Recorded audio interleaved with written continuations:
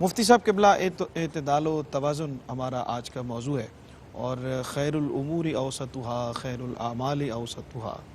اور پورے کا پورا ہمارا جو دین کا نظام ہے وہ اعتدال اور توازن کا حکم دیتا ہے، چاہے وہ عبادات ہوں، چاہے وہ معاملات ہوں، چاہے وہ معاشرت، معیشت، ہر جگہ رہنمائی فرمائیے۔ بسم اللہ الرحمن الرحیم۔ بہت شکریہ سرور بھائی۔ حضور علیہ السلام نے امت محمدی صلی اللہ علیہ وسلم کی فضیلت میں یہ فرمایا کہ کنتم خیر امت، یہ بطور ٹائٹل الحمدللہ ہمارے لیے اعزاز اور فخر کی بات ہے،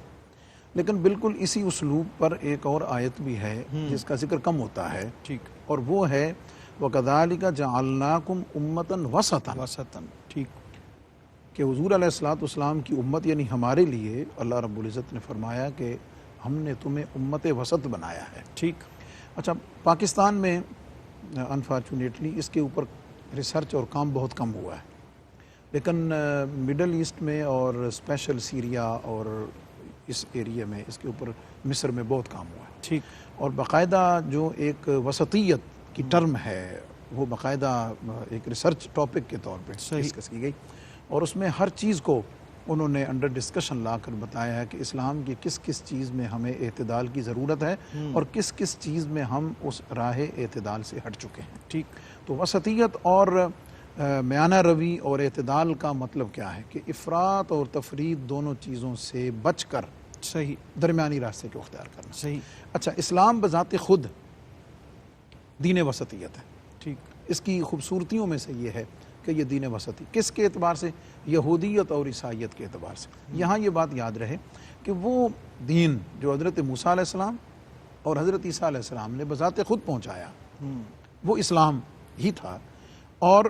بعد میں ان کی امتوں اور ان اقوام نے اس میں جو افراط اور تفریط پیدا کی، اس کے نتیجے میں پھر اسلام نے اس کی نشأت ثانیہ کر کے اور اس کو اپنے عروج اور کمال تک پہنچا کر اسلام کو پھر ایک سمبولیکلی اور ایک مکمل ضابطۂ حیات کے طور پر دین وسطیت کے طور پر انسانیت کو عطا کیا ہوا۔ ٹھیک، لہٰذا آپ جب بھی اسلام کے کسی فرض پر، واجب پر، نبی علیہ السلام کی کسی سنت پر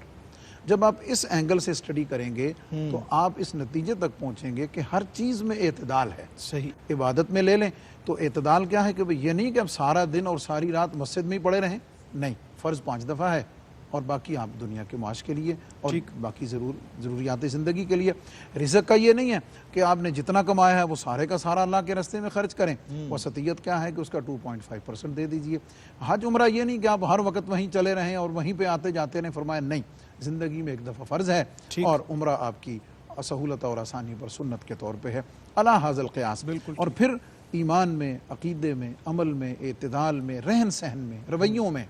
بلکہ معاشرت میں جیسے آپ نے فرمایا ہے، کمانے میں، کھانے میں، ایکسرسائز کرنے میں، سونے میں، ہر